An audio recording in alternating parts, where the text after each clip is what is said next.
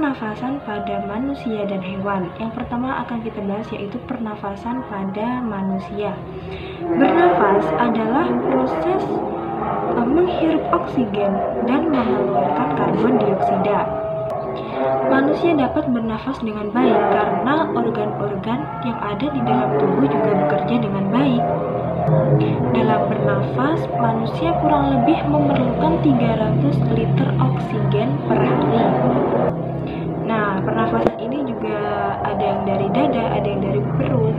Habis ini kita bahas ya, apa pengertian pernafasan dari dada dan dari perut. Sebelum itu kita membahas macam-macam alat pernafasan pada manusia. Yang pertama yaitu ada hidung. Hidung yaitu alat pernafasan yang secara langsung berhubungan dengan udara luar. Hidung dilengkapi dengan rambut-rambut hidung, selaput lendir, konka, dan reseptor olfaktori. Rambut-rambut hidung berfungsi untuk menyaring partikel debu atau kotoran yang masuk bersama udara. Nah, jadi seperti itu ya, yang awal tuh masuk lewat hidung terlebih dahulu udara. Yang kedua yaitu ada laring atau pangkal tenggorokan. Fungsi dari laring ini adalah sebagai tempat keluar masuknya udara dan juga tempat untuk menghasilkan suara. Yang selanjutnya yaitu ada trakea atau tenggorokan. Tenggorokan adalah organ yang berbentuk pipa dan terletak di sebagian leher sampai ke rongga dada. Nah, di dalam trakea ini terdapat bronchiolus dan alveolus.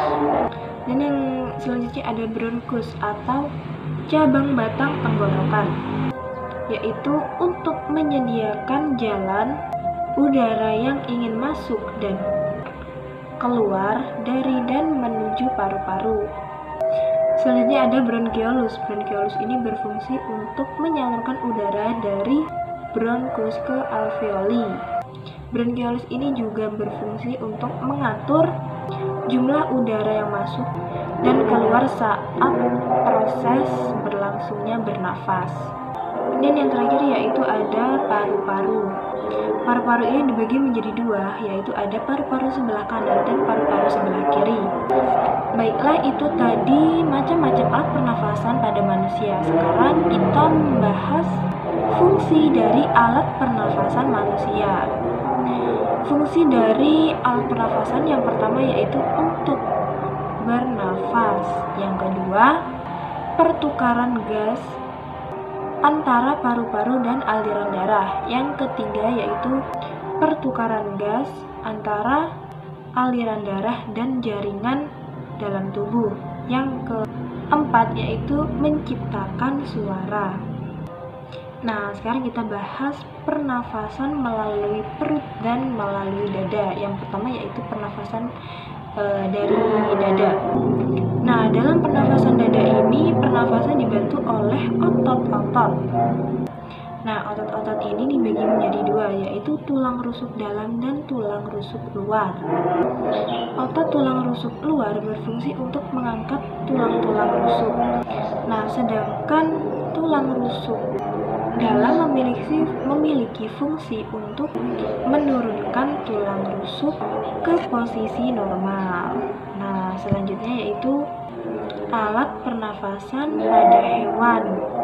Yang pertama kita bahas adalah alat pernafasan pada burung. Alat pernafasan pada burung yaitu lubang hidung, batang tenggorok, paru-paru, dan pundi-pundi udara atau kantong udara. Manfaat dari pundi-pundi udara adalah untuk membantu pernafasan pada saat burung terbang, memperkeras suara, dan untuk meringankan tubuh saat terbang. Yang kedua yaitu pernafasan pada ikan. Nah, ikan ini bernafas menggunakan insang. Insang ini berfungsi untuk menyaring oksigen dari dalam air. Nah, tetapi tidak semua ikan bernafas menggunakan insang. Ada juga yang menggunakan labirin. Nah, ikan yang menggunakan labirin ini biasanya ikan yang hidup di air yang berlumpur.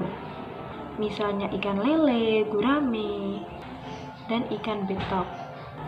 Yang ketiga adalah pernafasan pada belalang.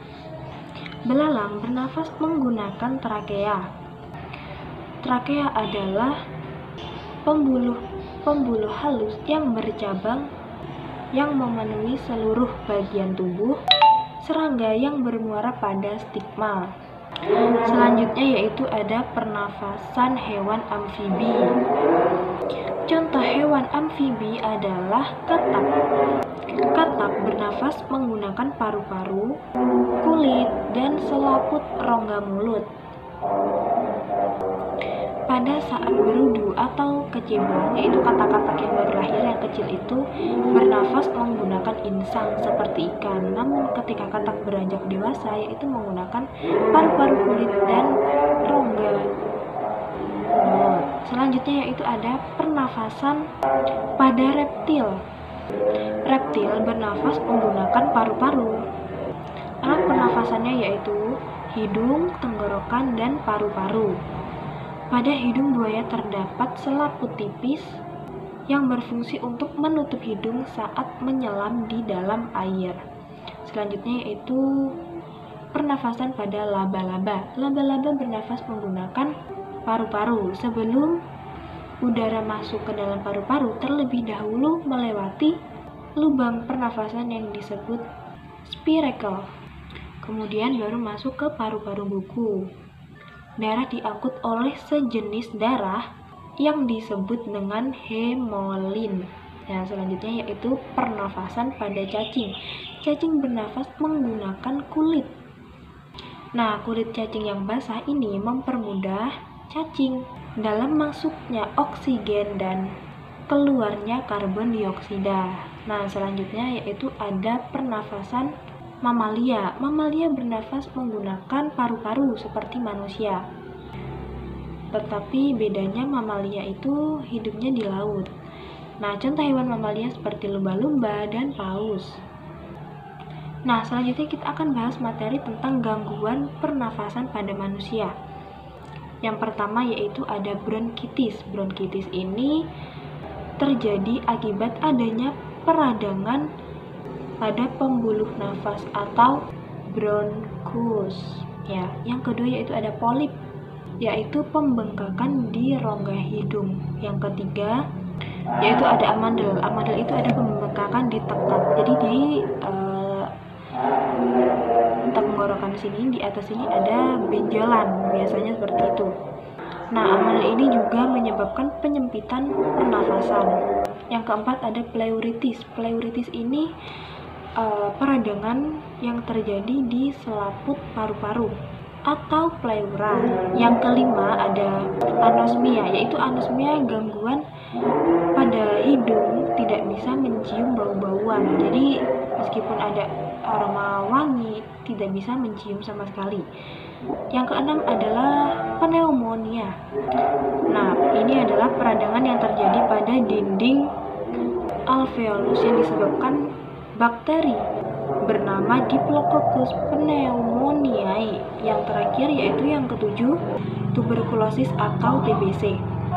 Nah, TBC ini disebabkan oleh bakteri Mycobacterium tuberculosis, yaitu yang menyerang alveolus. Nah, di alveolus ini tumbuh bintil-bintil kecil dan mengganggu penyerapan oksigen. Nah, itulah materi yang dapat Ibu sampaikan pada pertemuan kali ini. Apabila ada salah kata, salah pengucapan, mohon dimaafkan ya. Ibu akhiri, wassalamualaikum warahmatullahi wabarakatuh.